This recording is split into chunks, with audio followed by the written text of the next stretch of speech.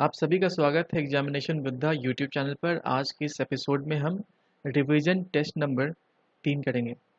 आज के इस प्रैक्टिस सेट में 30 शानदार प्रश्न हैं और ये जितने भी क्वेश्चन है काफ़ी यूनिक और काफ़ी इंपॉर्टेंट है आने वाले एग्जामिनेशन के लिए। यह ज़रूरी नहीं है कि यह क्वेश्चन एनफोर्समेंट दरोगा के लिए ही इंपॉर्टेंट है, वो बिहार एसआई मेंस का हो या बीपीएससी प्रीलिम्स की बात अगर आप कर लें, सबके लिए क्वेश्चन इक्वली इंपॉर्टेंट है। तो चलिए प्रैक्टिस सेट जल्दी से शुरू करते हैं। उससे पहले बता दें आपको, इसका जो कट ऑफ है आज का वह 26 है। आप भी इन क्वेश्चन पेपर को साथ में सॉल्व कर सकते हैं। आप सॉल्व कीजिए, अपने आंसर्स चेक करने के बाद हमें अपना स्कोर नीचे कमेंट बॉक्स में ज़रूर बताएं। तो चलिए प्रैक्टिस सेट शुरू करते हैं। पहला प्रश्न है, हॉकी में पेनाल्टी स्ट्रोक कितनी दूरी से मारा जाता है? 2 से 3 सेकंड का पॉज लीजिए और आप इसका उत्तर कीजिए। पेनाल्टी स्ट्रोक हॉकी में, अगर हॉकी की बात है ये तो आपको यहाँ बता दें कि हॉकी में कितने प्लेयर्स होते हैं। हॉकी में होते हैं 11 प्लेयर्स। इंडिया में जो हॉकी को रेगुलेट करता है वह करता है आईएफएच, इंडियन फेडरेशन ऑफ हॉकी। अब इस क्वेश्चन पे आ जाते हैं, हॉकी में जो पेनल्टी स्ट्रोक है वह 8 गज की दूरी से मारा जाता है। इसका करेक्ट हो जाएगा ऑप्शन ए। अगला क्वेश्चन देखते हैं, क्यू शब्द किस खेल से संबंधित है?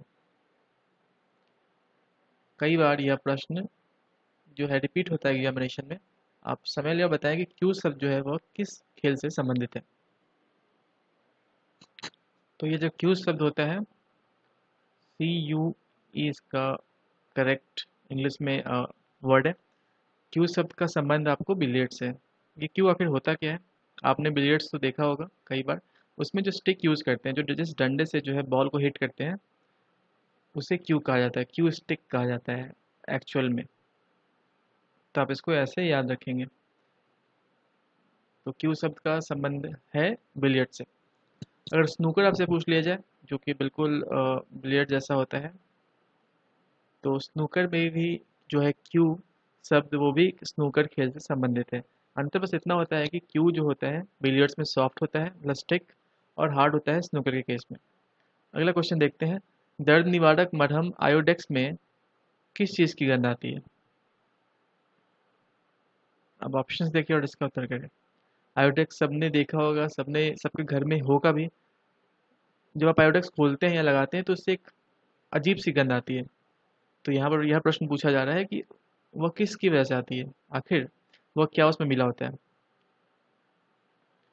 इसमें मिला होता है मिथाइल सैलिसिलेट। मिथाइल सैलिसिलेट क्या होता है? एक ऑर्गेनिक ईस्टर होता है, ऑर्गेनिक ईथर होता है, जिसमें से जो कि यह एक स्पेशल सा क्या आता है, गंध आता है। मिथाइल सैलिसिलेट एक नेचुरल फॉर्म में फ्लावर से या किसी पौधों से मिलता है, उससे उसको निकाला जाता है, और उसमें प्रॉपर्टी होती है कि वह दर्द जो है खींचता है, एनाल्जेसिक्स होता है। तो इसका उत्तर हो जाएगा ऑप्शन ए। अगला क्वेश्चन देखते हैं, निम्न में से कौन सा रोग जीवाणु के कारण होता है? बैक्टीरिया। यहाँ पूछा जा रहा है कि which of the following disease is caused by bacteria. तो इसका उत्तर हो जाएगा ऑप्शन ए, टीबी। टीबी जो होता है वो माइकोबैक्टीरियम माइकोबैक्टीरियम ट्यूबरक्लोसिस नाम के बैक्टीरिया से होता है। टीबी की अगर बात करें तो इंडिया ने अपने टारगेट को रिवाइज करके 2025 कर दिया है, अपनी कंट्री को टीबी फ्री बनाने के लिए। या इस बार बजट में भी इस चीज़ की घोषणा की गई है, तो आपको यह याद होना चाहिए। अगला क्वेश्चन देखते हैं, भारत के प्रधानमंत्री के सेवानिवृत्त होने की उम्र क्या है? भारत के प्रधानमंत्री रिटायर किस एज में करते हैं? तो इसका उत्तर हो जाएगा ऑप्शन डी। यहाँ पर हमारे भारतीय संविधान में इसका कोई लेख नहीं है, इसकी कोई सीमा नहीं है।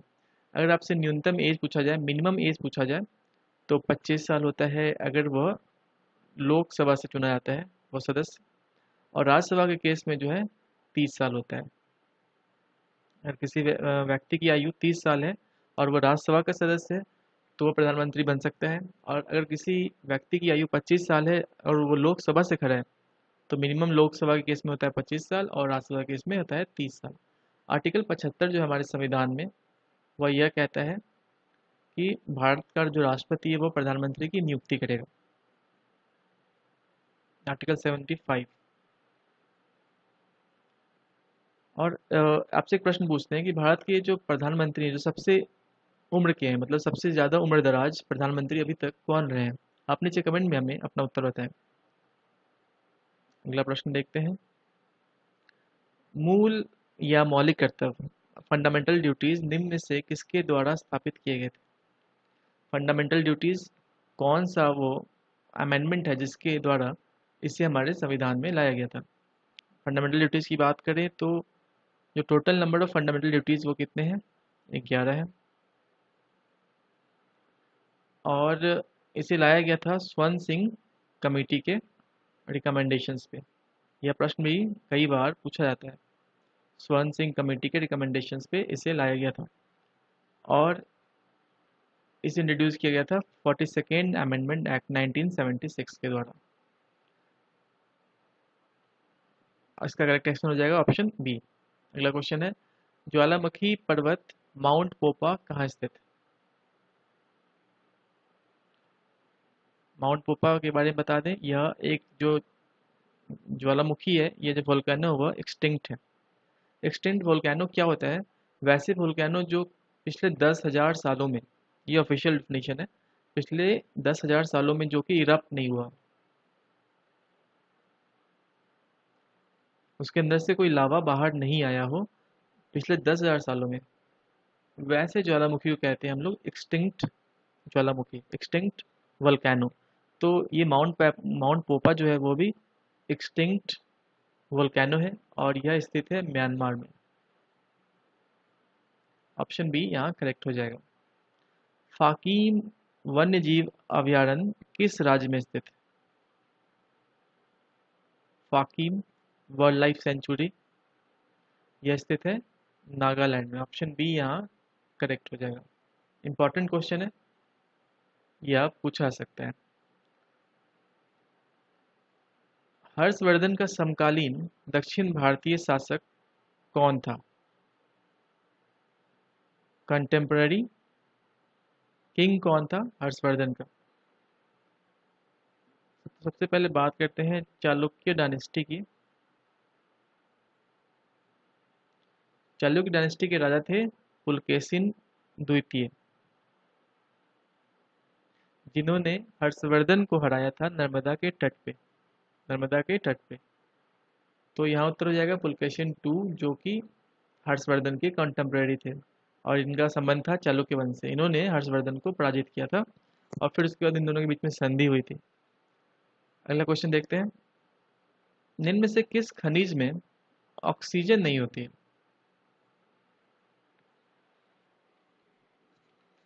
तो अगर आप ऑप्शंस को देखें, हेमाटाइट, बॉक्साइट, कैल्साइट और क्रायोलाइट। इसमें जो क्रायोलाइट है वह ओर है किसका? एक रेयर ओर है अल्मोनियम का। Na3Al(F6) इसका केमिकल फॉर्मूला होता है। Sodium hexa fluoride aluminium phosphate. तो Na3Al(F6) यह जो होता है क्रायोलाइट का फॉर्मूला होता है। इसमें आपको ऑक्सीजन कहीं भी दिखाई नहीं देगा। तो करेक्ट आंसर जो है यहाँ पर सी हो जाएगा। ऑप्शन सी करेक्ट है। अगला क्वेश्चन देखते हैं, पनामा नहर स्वेज नहर से भिन्न है? किस तरह से पनामा नहर डिफरेंट है? तो सबसे पहले आप ऑप्शंस देखें, तब तक के लिए हम जो है कुछ इंपॉर्टेंट फैक्ट्स डिस्कस कर लेते हैं जो कि इंपॉर्टेंट हो सकता है। पनामा कैनाल और स्वेज कैनाल की अगर हम बात करें, सबसे पहले पनामा कैनाल देखते हैं। पनामा कैनाल जो है ये कनेक्ट करता है, किसको करता है? पैसिफिक ओशन को अटलांटिक ओशन से। पहली बात, अटलांटिक ओशन को पैसिफिक ओशन से करता है।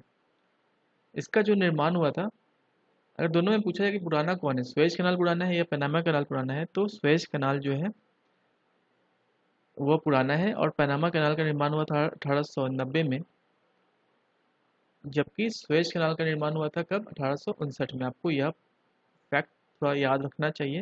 हो सकता है कि आपसे प्रश्न पूछ ले कि दोनों कैनाल में जो है, दोनों नहरों में सबसे पुराना कौन सा है?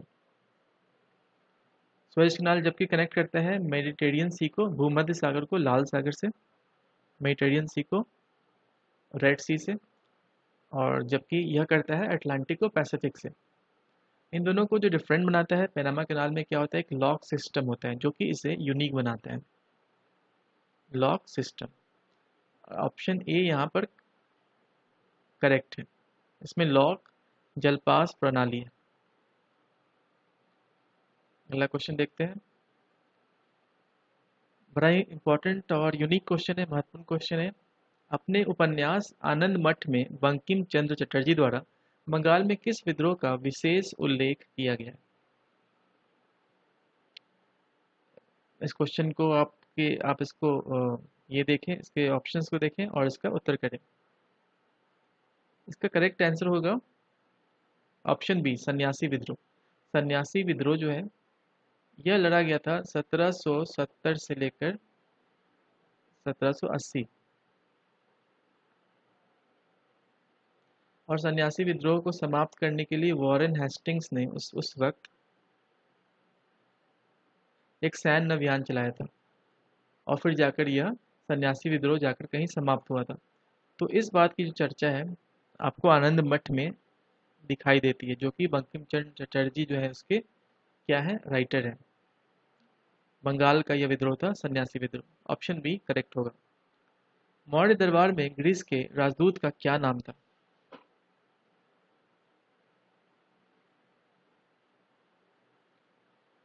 सेल्यूकस निकेटर का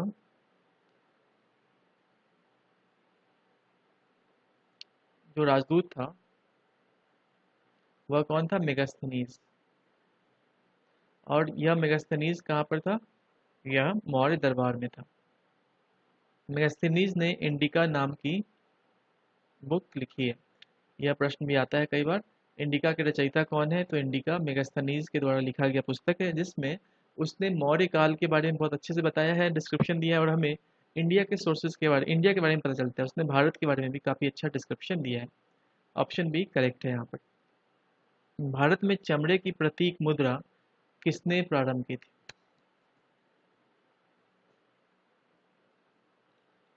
आप इसका आंसर करें। तो भारत में चमड़े की प्रतीक मुद्रा जो है वह हुआ था कब? ऑप्शन डी, हुमायूं के काल में। यहाँ करेक्ट हो जाएगा। संविधान सभा ने राष्ट्रगान कब अपनाया? बड़ा ही बेसिक सा क्वेश्चन है, पर लोग इसमें कंफ्यूज ज़्यादा हो जाते हैं। तो आप इसका सही उत्तर बताएं देखकर। इसका करेक्ट आंसर हो जाएगा ऑप्शन सी, 24 जनवरी 1950 को जो है राष्ट्रगान अपनाया गया था, और 26 जनवरी को क्या अपनाया गया था? वो लोगों को दिया गया था संविधान, कॉन्स्टिट्यूशन ऑफ इंडिया। और 26 जनवरी को हम क्या मनाते हैं? Indian Republic day.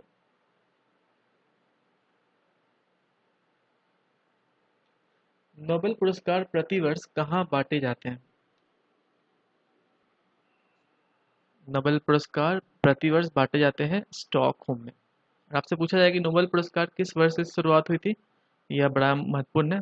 1895, 1895 से नोबेल प्राइज की, नोबेल पुरस्कार की शुरुआत हुई थी। और आपसे यह प्रश्न अगर पूछ लिया जाए कि इकोनॉमिक्स के क्षेत्र में किस वर्ष से नोबेल पुरस्कार की शुरुआत हुई, तो उत्तर इसका हो जाएगा 1968। यह फैक्ट्स आपको याद होना चाहिए। आप कमेंट में बताएं कि इस बार नोबेल पीस प्राइज किसे मिला है, और इकोनॉमिक्स में नोबेल प्राइज किसे मिला है। आप नीचे कमेंट में हमें इसका उत्तर बताएं। उत्तर अमेरिका के शीतोष्ण घास स्थल को किस नाम से जाने जाते हैं?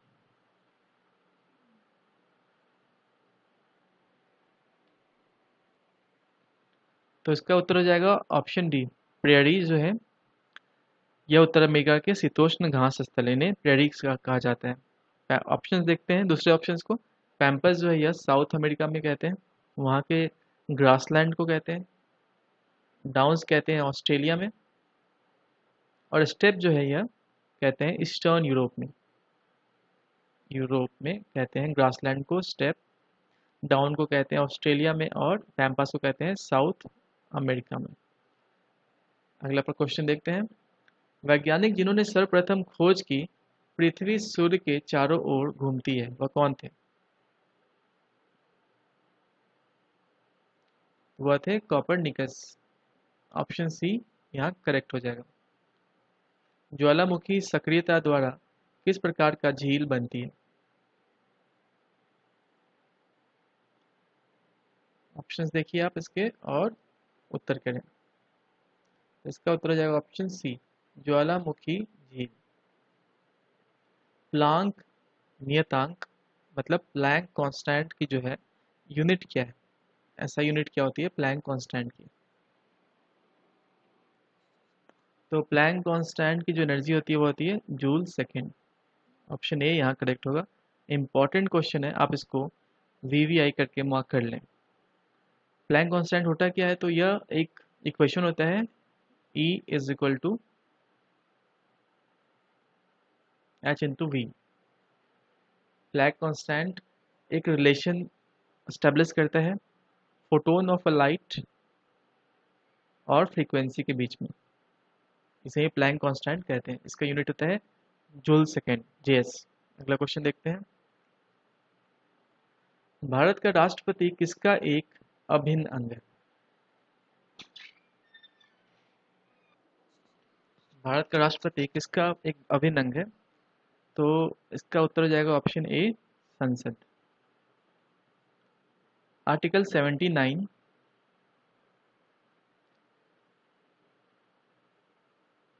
हमारे संविधान में यह कहता है कि जो भारत का संसद है, जो कि इंडियन पार्लियामेंट है, it will consist of president, Lok Sabha and Rajya Sabha.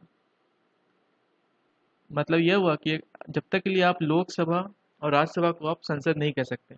Lok Sabha, Rajya Sabha और राष्ट्रपति मतलब प्रेसिडेंट को कलेक्टिवली जो है एक यूनिट के तौर पे देखा जाता है, that is known as parliament. Article 79 में इस चीज़ का डिस्क्रिप्शन दिया गया हमारे संविधान में। खैर अगला प्रश्न देखते हैं। राज्यपाल द्वारा जारी किया गया अध्यादेश किसके द्वारा अनुमोदन के अधीन है? अध्यादेश मतलब ऑर्डिनेंस।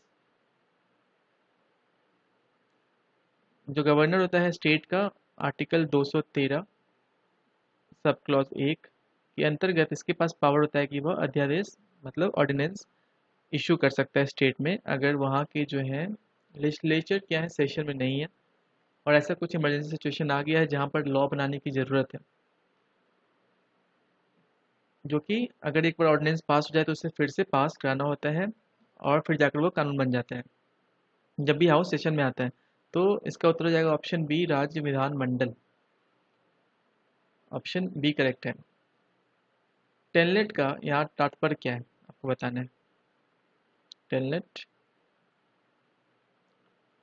या फुल फॉर्म है टेलीफोन नेटवर्क। ऑप्शन ए यहाँ करेक्ट हो जाएगा। किसके शासनकाल में तुलसीदास ने रामचरितमानस लिखी?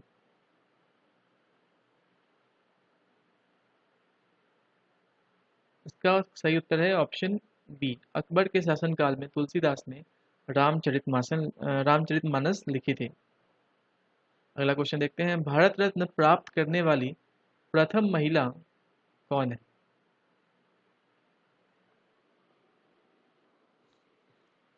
तो इसका सही उत्तर होगा, इससे पहले बता दें, भारत रत्न की जो शुरुआत हुई थी वह कब हुई थी? 1954 में हुई थी। ये आपको याद रखना चाहिए। और जो सबसे पहली भारतीय महिला थी जिन्हें भारत रत्न मिला था वह है इंदिरा गांधी। इंदिरा गांधी को 1971 में भारत रत्न दिया गया था। इंदिरा गांधी भारत की प्रधानमंत्री रही थी कब से कब तक? 1966 से लेकर 1977 तक, 77। नेक्स्ट क्वेश्चन देखते हैं। यहूदियों के धार्मिक पाठ का क्या नाम है? ज्यूज के रिलीजियस बुक्स का जो नाम है वो क्या है? आप ऑप्शंस अगर देखें, जैन अवेस्ता या पारसी लोगों की धार्मिक ग्रंथ है, पारसी लोगों के लिए त्रिपिटक या बौद्ध धर्म से है रिलेटेड। सूक्ति संग्रह की अगर बात करें तो यह हिंदुइज्म से रिलेटेड है। तो ऑप्शन बी जो है वह सबसे ज़्यादा अप्रोप्रिएट है, मूसा संहिता। यह यहूदियों के धार्मिक पाठ का नाम है। दिल्ली सल्तनत का राज्यकाल कब समाप्त हुआ? यह प्रश्न है। इसका करेक्ट उत्तर हो जाएगा ऑप्शन बी, आपसे पूछा जाए कि इसकी शुरुआत कब हुई थी, तो आप नीचे कमेंट बॉक्स में इसका हमें उत्तर बताएं। किसी कंप्यूटर के प्रोग्रामन में बच्चों द्वारा प्रयुक्त भाषा प्रायः कौन सी होती है? स्कूल लेवल पे यह बच्चों को सिखाया जाता है। बेसिक, जावा, लोगो या पायलट? बेसिक या मशीन लैंग्वेज है, जावा या एक कंप्यूटर लैंग्वेज है, सॉफ्टवेयर लैंग्वेज, पायलट कोई यहाँ पर इसका संबंध नहीं है। तो जो ऑप्शन बचता है वह है लोगो। आप सभी लोगों ने इसके बारे में ज़रूर सुना होगा या पढ़ा भी होगा। लोगो जो है यह बच्चों को स्कूल में सिखाई जाती है। ऑप्शन सी करेक्ट है। बृहत्तर हिमालय जिसे ग्रेटर हिमालय कहते हैं, उसका दूसरा नाम क्या है? तो ग्रेटर हिमालय को हम जानते हैं हिमाद्री के नाम से। ऑप्शन सी यहाँ करेक्ट हो जाएगा, हिमाद्री। ऑप्शन दूसरे ऑप्शन को अगर देखें हम, सह्याद्री जो है यह कहते हैं वेस्टर्न घाट्स को। शिवालिक जो है यह हिमालय की सबसे छोटी ये है। और जो असम हिमालय है यहाँ से ब्रह्मपुत्र निकलती है, क्रॉस करती है। तो ऑप्शन सी यहाँ करेक्ट हो जाएगा। और आज के प्रैक्टिस सेट का जो आखिरी प्रश्न है वह मैच करना है। सूची 1 में आपको दिए गए हैं और सूची 2 में बीमारियां दी गई हैं। आपको यहाँ मैच लगाना है कि कौन सा जो है किसके साथ करेक्ट होगा। एनोफेलीज की बात करें हम, तो एनोफेलीज से क्या फैलता है? मलेरिया होता है। तो ए का हो जाएगा 4। दूसरा ऑप्शन देखते हैं क्यूलेक्स। क्यूलेक्स की वजह से फाइल फाइलेरियासिस होती है, फिलेरिया हो जाता है क्यूलेक्स की वजह से। तो बी का हो जाएगा 3। उसका देखते हैं रेत मक्खी जिसे सैंड फ्लाई कहते हैं। सैंड फ्लाई से होता है कालाजार।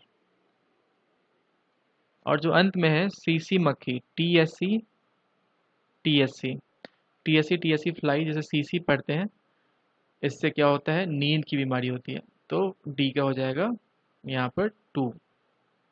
ए का 4, बी का 3, सी का 1 और डी का 2। इसके साथ ही हमने 50 माफ़ कीजिएगा 30 प्रश्नों के प्रैक्टिस सेट को सॉल्व किया। सारे प्रश्न महत्वपूर्ण हैं। ये ज़रूरी नहीं है कि ये सिर्फ ईएसआई के एग्जामिनेशन में ही पूछे जाएंगे, ये किसी भी एग्ज़ाम के लिए इक्वली इंपॉर्टेंट है। आप अपने स्कोर्स चेक करें और आप हमें बताएं नीचे आपने कितना स्कोर किया है।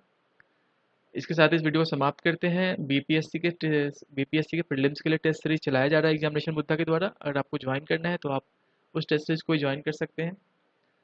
और इसके साथ ही इस वीडियो को समाप्त करते हैं। आपको अगर ये वीडियो पसंद है तो इसको प्लीज़ लाइक, शेयर और सब्सक्राइब जरूर करें। पीडीएफ जिनको चाहिए वो टेलीग्राम चैनल एग्जामिनेशन बुद्धा को ज्वाइन कर सकते हैं। थैंक यू, अपना ध्यान रखें, आपका दिन शुभ हो एंड टेक केयर।